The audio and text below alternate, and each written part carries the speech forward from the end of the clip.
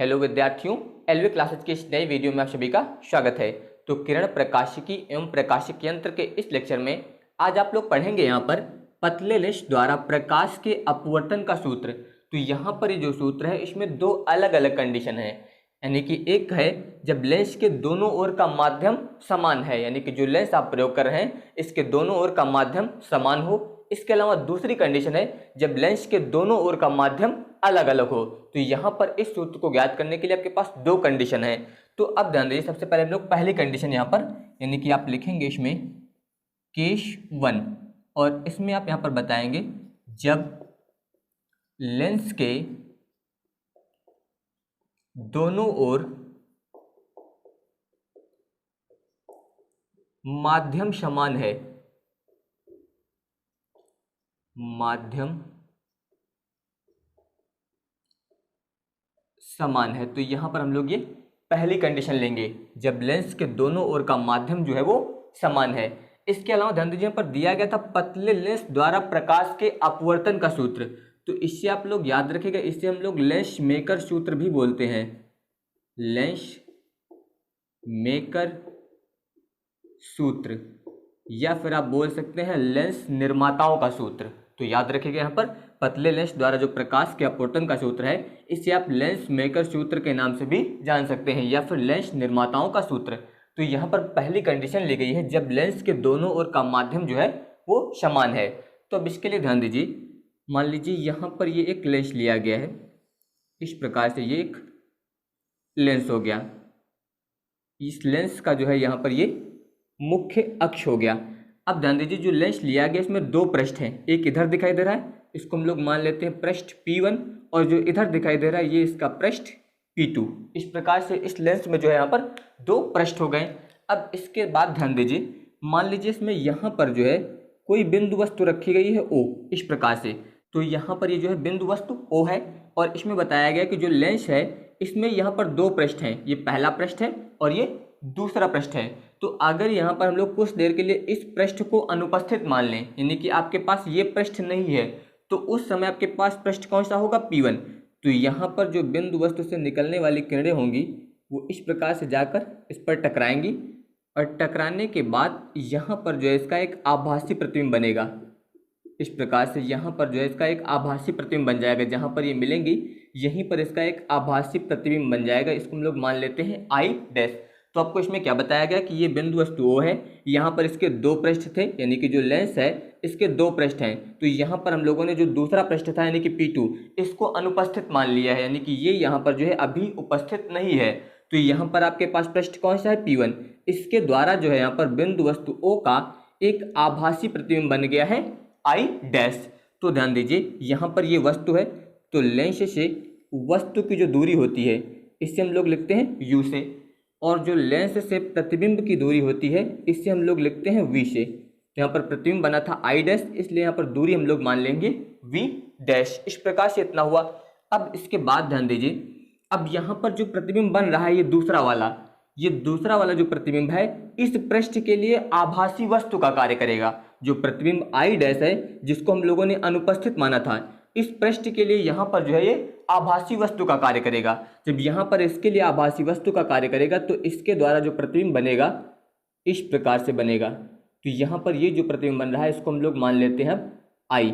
यहाँ पर ये जो प्रतिबिंब बना है ये इस पृष्ठ द्वारा बना है, और इस पृष्ठ के लिए यहाँ पर I' जो है ये आभासी वस्तु का कार्य कर रहा है।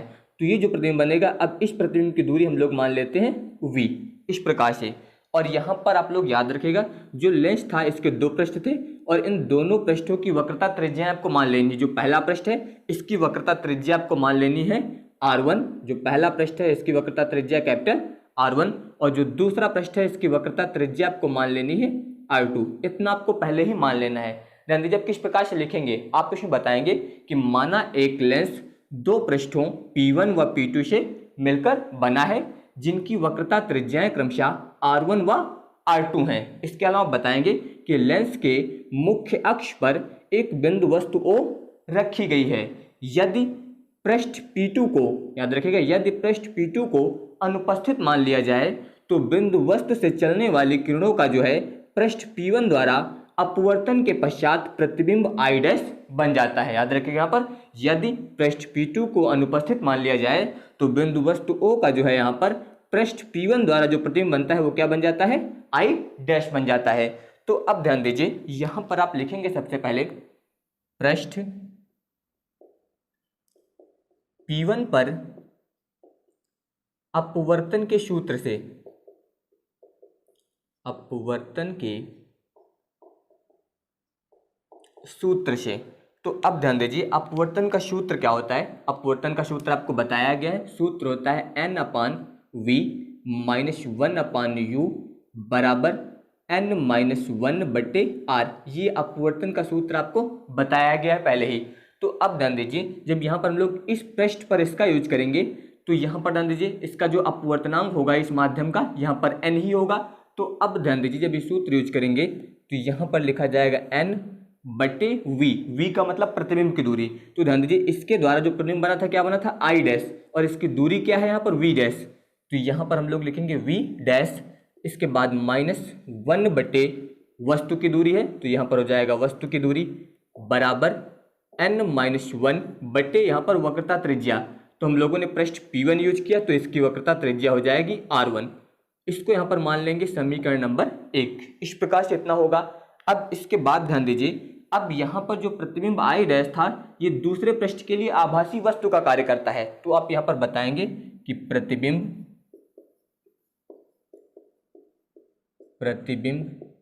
आई डैश पृष्ठ P2 हेतु आभासी वस्तु का कार्य करता है, आभासी वस्तु का कार्य करता है, जिससे प्रतिबिंब आई प्राप्त होता है। यानी कि यहाँ पर ये जो वाला जो प्रतिबिंब था आई डैश, ये इस पृष्ठ के लिए आभासी वस्तु का कार्य करेगा। तो इसके द्वारा जो प्रतिबिंब बना है वो बना है आई, इस प्रकार से। तो हम लोग इस पृष्ठ पर अपवर्तन का सूत्र प्रयोग करेंगे। तो आप लिखेंगे यहाँ पर, अतः पृष्ठ P2 पर अपवर्तन के सूत्र से, अपवर्तन के सूत्र से, तो अब की बार यहाँ पर हम लोग जो पृष्ठ P2 है इस पर अपवर्तन का सूत्र यानी कि यही सूत्र यहाँ पर अप्लाई करेंगे। तो अब ध्यान दीजिए, जब यहाँ पर अप्लाई करेंगे तो पहले n/v, लेकिन ध्यान दीजिए अब की बार यहाँ पर ये जो है लेंस के दूसरी ओर है। तो लेंस के दूसरी ओर होने के कारण यहाँ पर जो अपवर्तनांक n था, अब उसकी जगह पर हम लोग लिखेंगे 1/n, क्योंकि यहाँ पर ध्यान दीजिए इसकी दिशा बदल गई। पहले ये बाईं ओर था लेंस के, अब की बार वस्तु किधर है, दाईं ओर। इसलिए यहाँ पर जब अपवर्तनांक लिखेंगे तो वो 1/n लिखा जाएगा। तो ये आप लोग याद रखिएगा, क्योंकि अब की बार वस्तु जो है वो लेंस के दाईं ओर है, उसकी दिशा विपरीत हो गई, इसलिए यहाँ पर विपरीत होने के कारण 1/n लिखेंगे। तो ये हो गया अपवर्तनांक, बटे में v यानी कि प्रतिबिंब की दूरी। तो प्रतिबिंब ये बन रहा है, यानी कि यहाँ पर बटे में आ जाएगा v, इसके बाद -1/u, u का मतलब वस्तु की दूरी। ध्यान दीजिए ये प्रतिबिंब बन रहा था, इसके लिए वस्तु क्या थी ये, तो वस्तु की दूरी अब की बार यहाँ पर हो जाएगी v डैश बराबर यहाँ पर हो जाएगा n-1। अब ध्यान दीजिए यहाँ पर क्या लिखा गया n-1, तो यहाँ पर भी आपको n नहीं लिखना है, अब इसकी जगह पे भी क्या लिखना है 1/n, क्योंकि अभी आपको बताया गया इसकी दिशा जो है विपरीत हो गई, इसलिए n जहाँ पर भी था वहाँ पर 1/n यूज किया जाएगा। बटे अब की बार दूसरे पृष्ठ से था तो इसलिए यहाँ पर दूसरे पृष्ठ की वक्रता त्रिज्या यानी कि r2 इतना होगा। इससे आप ऐसा लिख सकते हैं 1/n/v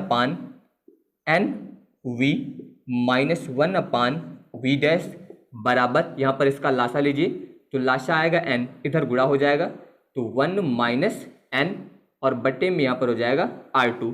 यहाँ पर ध्यान दीजिए इधर भी n है बटे में, यहाँ पर भी n है, तो यहाँ पर आप n से गुणा कर दीजिए दोनों ओर। यहाँ पर आप लिखेंगे n से दोनों ओर गुणा करने पर, तो जब आप n से यहाँ पर दोनों ओर गुणा करेंगे तो अब ध्यान दीजिए इसमें जब आप n से गुणा करेंगे तो यहाँ पर n से गुणा करने पर ये वाला n कैंसिल हो जाएगा, यानी कि यहाँ पर आएगा फिर 1/v माइनस इसमें n से गुणा करेंगे तो ऊपर हो जाएगा n, बटे में हो जाएगा v डैश। यहाँ पर n से गुणा करेंगे तो ये वाला n कैंसिल हो जाएगा, ये आएगा 1 - n बटे में हो जाएगा r2। इसको हम लोग मान लेते हैं यहाँ पर समीकरण नंबर 2। अब इसके बाद हम लोग समीकरण 1+2 यानी कि समीकरण 1 और 2 को आपको यहाँ पर जोड़ना है। जोड़ना कैसे? बाएं पक्ष को बाएं पक्ष में जोड़ना है और दाएं पक्ष को दाएं पक्ष में।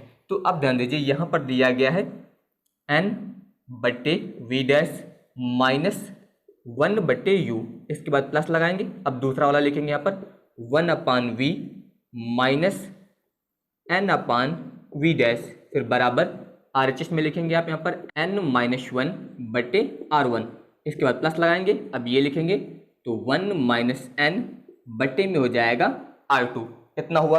अब इसके बाद ध्यान दीजिए, यहाँ पर जो है n/v' और ये दोनों कैंसिल हो जाएंगे, ये प्लस में है ये माइनस में है। इसका मतलब अब ध्यान दीजिए, आप यहाँ पर इसे लिखेंगे 1/v माइनस 1/u बराबर, यहाँ पर ध्यान दीजिए n-1/r1, इसमें माइनस कॉमन लीजिए। जब माइनस कॉमन लेंगे तो ये प्लस हो जाएगा और ये वाला माइनस हो जाएगा, यानी कि n-1/r2 ऐसा आ जाएगा। अब इसके बाद ध्यान दीजिए 1/v माइनस 1/u बराबर, इसमें n-1 कॉमन लीजिए तो यहाँ पर ध्यान दीजिए ये हो जाएगा 1/r1 माइनस 1/r2, इतना आएगा।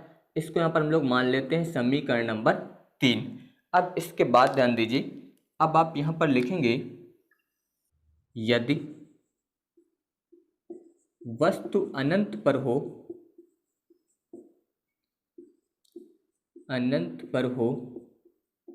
तो प्रतिबिंब फोकस पर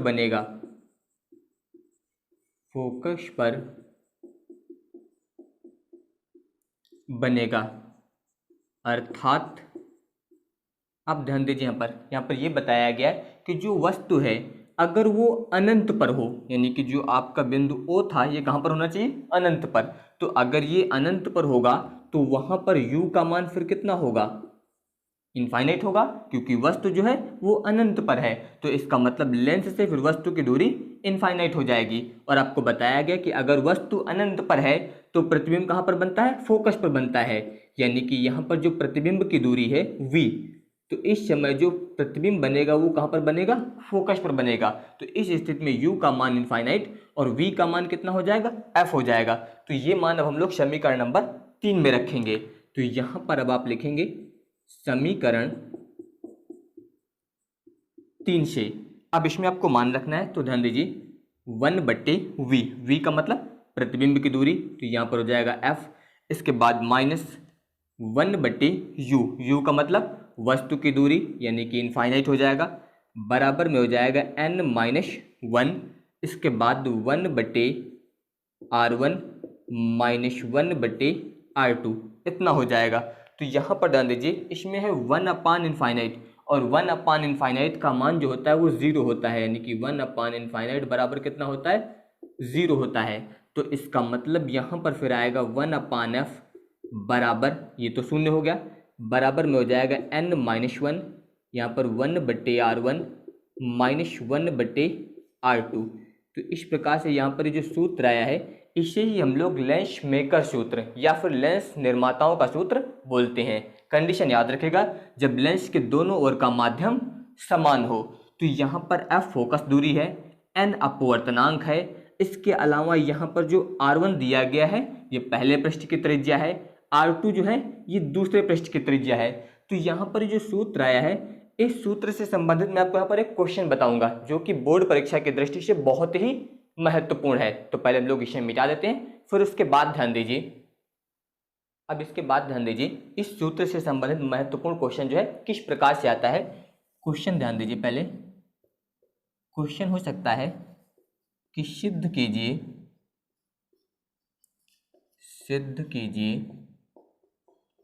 कि लेंस को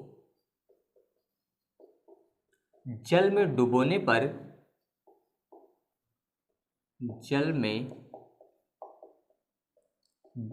पर उसकी फोकस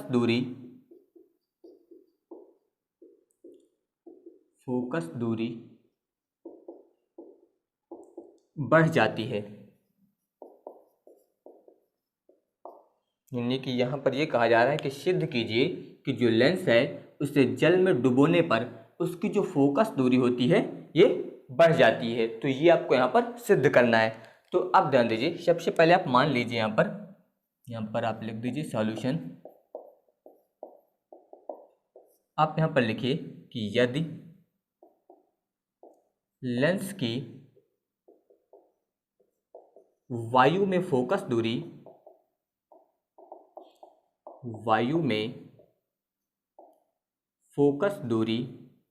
एफ ए है, तो ये मान लिया गया है कि जो लेंस है इसकी वायु में फोकस दूरी कितनी है, एफ ए। तो अब ध्यान दीजिए यहाँ पर, अगर यहाँ पर हम लोग फोकस दूरी के लिए इस सूत्र का यूज करेंगे तो अब आप यहाँ पर लिखेंगे 1/f ए का मतलब एयर, यानी कि वायु में फोकस दूरी बराबर। तो यहाँ पर ये लिखा गया है अपवर्तनांक, यानी कि यहाँ पर लेंस जो है कहाँ पर है, वायु में है। तो इसका मतलब जो यहाँ पर अपवर्तनांक लिखा जाएगा वो वायु के सापेक्ष लेंस का अपवर्तनांक। लेंस किसका होता है, कांच का, इसलिए ANG लिखा जाएगा -1। बस यहीं पर आपको ध्यान देना है, यहाँ पर ये अपवर्तनांक था। अपवर्तनांक के लिए आपको यहाँ पर देखना है, लेंस कांच का बना होता है और कहाँ रखा है, वायु में रखा है, इसलिए वायु के सापेक्ष कांच का अपवर्तनांक, इतना प्रयोग करेंगे। इसके बाद ध्यान दीजिए 1/R1 और फिर -1/R2 इतना हो जाएगा। इसको हम लोग मान लेते हैं समीकरण नंबर 1। अब इसके बाद ध्यान दीजिए दूसरा आप लिखेंगे, यदि लेंस की जल में फोकस दूरी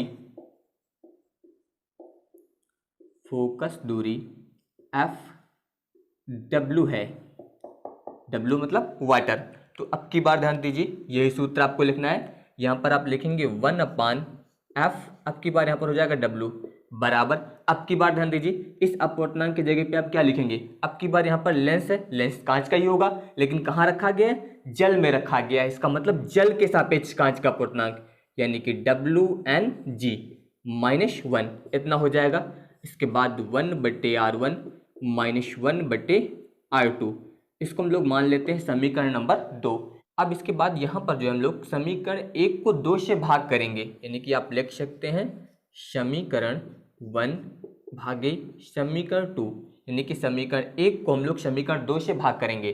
तो अब ध्यान दीजिए, बाएं पक्ष को बाएं पक्ष से भाग करेंगे, तो जब यहाँ पर इससे आप इससे भाग करेंगे तो ये पलट के ऊपर चला जाएगा, यानी कि FW यहाँ पर आ जाएगा और बटे में हो जाएगा FA, इतना हुआ बराबर में। ध्यान दीजिए, इससे जब इसको भाग करेंगे तो यहाँ पर दिया गया है ANG, इतना दिया गया है। इसके बाद ध्यान दीजिए यहाँ पर है -1, इतना दिया गया है, बटे में यहाँ पर आ जाएगा WNG -1, इतना हो गया। बाकी इससे ये जो है यहाँ पर कट जाएगा। अब इसके बाद ध्यान दीजिए, आप लोग याद रखिएगा, यहाँ पर आप बता सकते हैं चूंकि ANW इज ग्रेटर देन 1, यानी कि वायु के सापेक्ष जो जल का अपवर्तनांक होता है उसका मान जो होता है वो 1 से अधिक होता है। ये आपको पता होना चाहिए कि वायु के सापेक्ष कांच का जो वायु के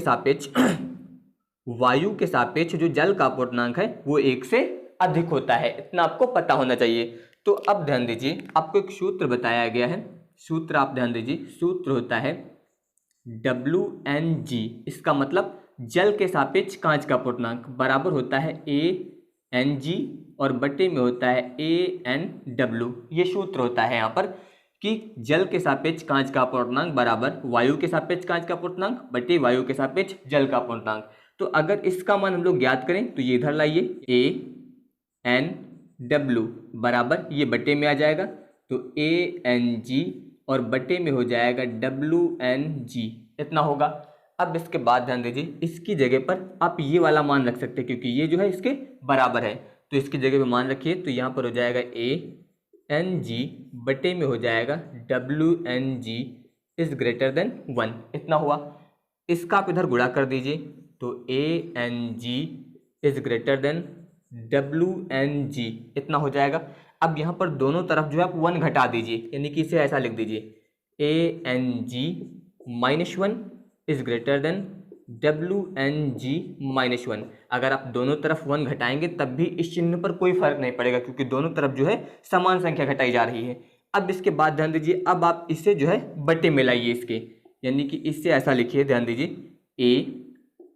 ANG-1 बट्टे, ये जो है इसके बट्टे में आएगा, तो यहाँ पर हो जाएगा WNG-1, इतना हुआ। यहाँ पर ग्रेटर देन, अब यहाँ पर इसकी जगह पर कितना बचेगा 1, तो ये यहाँ पर इतना आ गया। अब इसके बाद ध्यान दीजिए, इसकी जगह पर आप क्या रख सकते हैं, यहाँ पर ध्यान दीजिए ये जो मान ज्ञात किया गया है, इससे आप चाहे तो मान लीजिए समीकरण नंबर 3, और यहाँ पर अब लिखिए आप समीकरण 3 से। तो अब समीकरण 3 से इसमें ध्यान दीजिए, यहाँ पर ये दिया गया है ANG-1 बट्टे WNG-1, इसका मान किसके बराबर है, इसके बराबर दिया गया है, यानी कि इसकी जगह पर आप ये वाला मान रख सकते हैं। तो यहाँ पर ये आ जाएगा FW और बट्टे में आ जाएगा FA इज ग्रेटर देन 1, इसका आप इधर गुणा कर दीजिए, तो FW is greater than FA। अब यहाँ पर ध्यान दीजिए, FW का मतलब जल में फोकस दूरी, FA का मतलब वायु में फोकस दूरी, तो यहाँ पर अधिक कौन सी है, जल में फोकस दूरी। तो इस प्रकार से आप बता सकते हैं यहाँ पर कि लेंस को जो है जल में डुबोने पर उसकी फोकस दूरी बढ़ जाती है। तो आप यहाँ पर लिखेंगे, अतः लेंस को जल में डुबोने पर, जल में डुबोने पर उसकी फोकस दूरी